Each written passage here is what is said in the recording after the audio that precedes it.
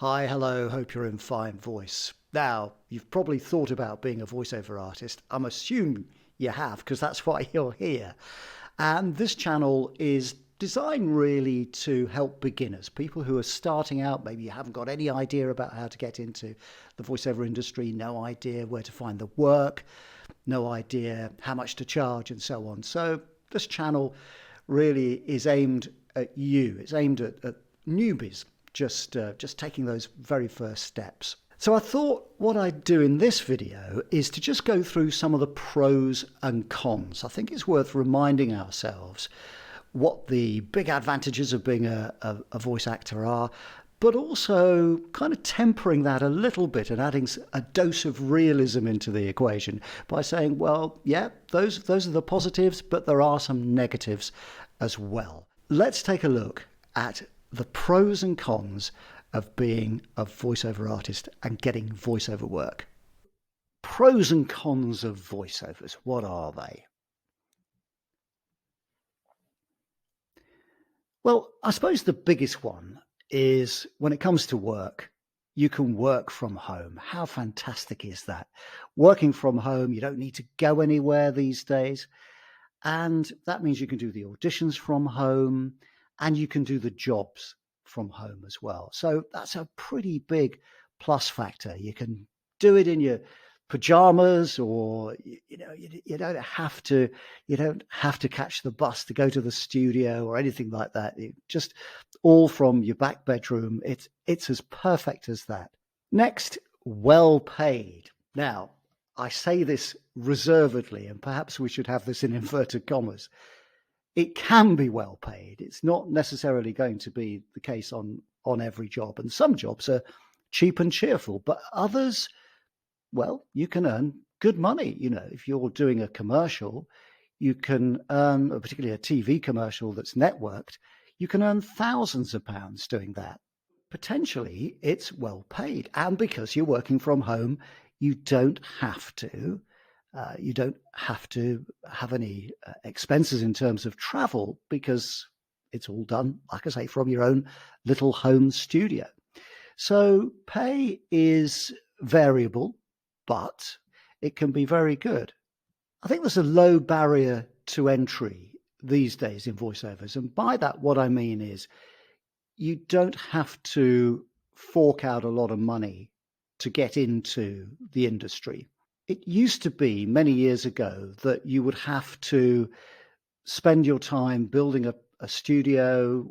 Certainly when I started out back in the early 1980s, you would have had tape machines, a mixing desk, and so on. It would have cost a huge amount of money. But these days, you can get started relatively cheaply. And you've got half the equipment already, which is your computer. All you need is the microphone, some old blankets, and some free software like Audacity, and off you go. The jobs are much easier to access these days because we have the internet and because they're advertised online. And that gives you the whole world at your fingertips. The barrier to entry is much lower than it used to be, and that can only be a good thing. And finally, on the pros, probably the best one, really, it's fun.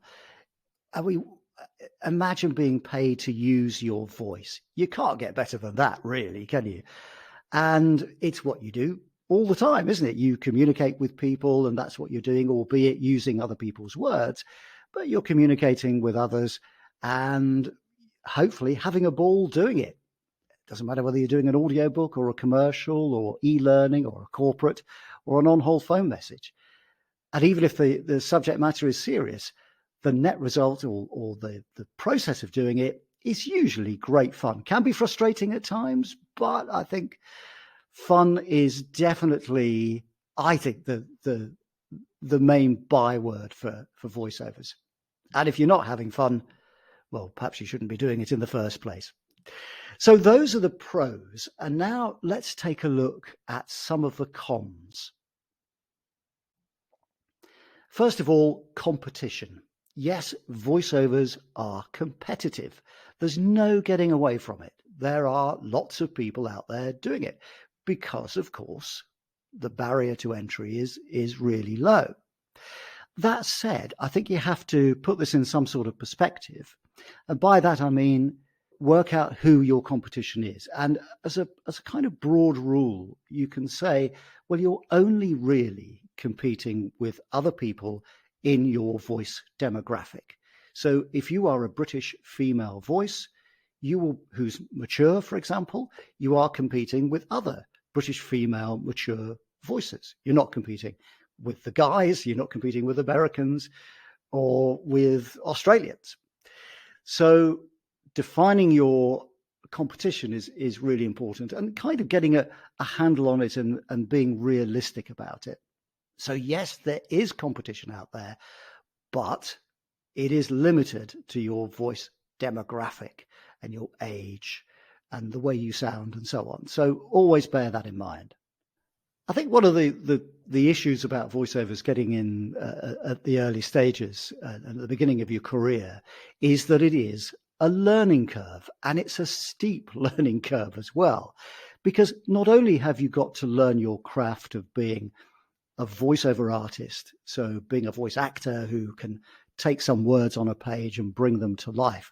Not only are you doing that, but you are also recording yourself, so you're editing and you're producing material. Now, it's not like you're working at Abbey Road. Remember, you're only working from your spare room. But even so, you still got to learn the basics of recording and editing.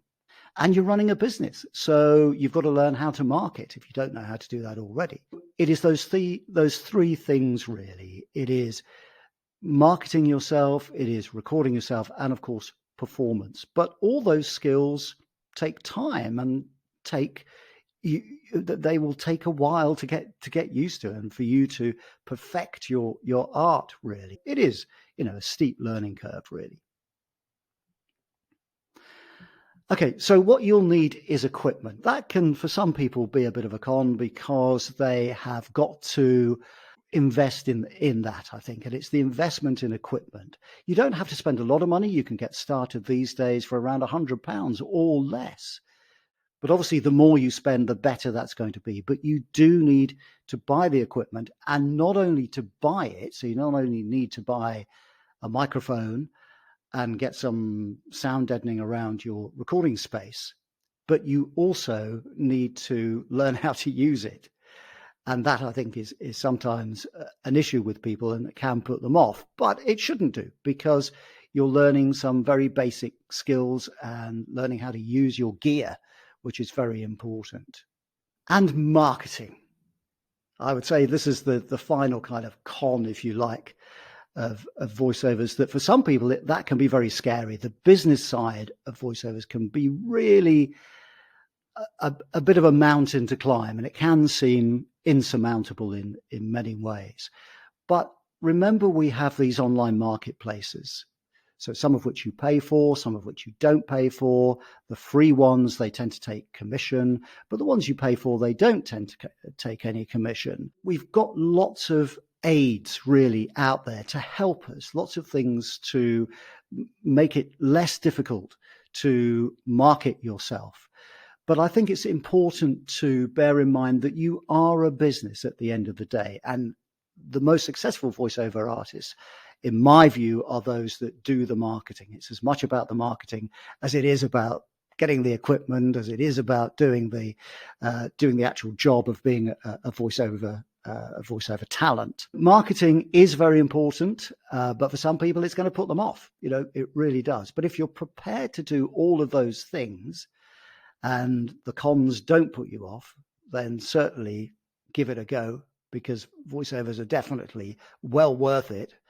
And the rewards are there for you if you want them. There you go, a quick gallop through the pros and the cons of getting into voiceover work. I hope I haven't put you off. That's not my intention at all. It's just to give you this dose of realism, if you like, and hopefully kind of make your expectations real and realistic. Don't be put off by that, but also, by the same token, have an informed view of what's involved, what you need to do if you're starting out in voiceovers. It's not just about the sound of your voice. It's about what you do with it and about everything else other than your voice, if that kind of makes sense. All right. Well, good luck with your voiceovers. Thank you very much for watching today, and look after your voice. See you next time.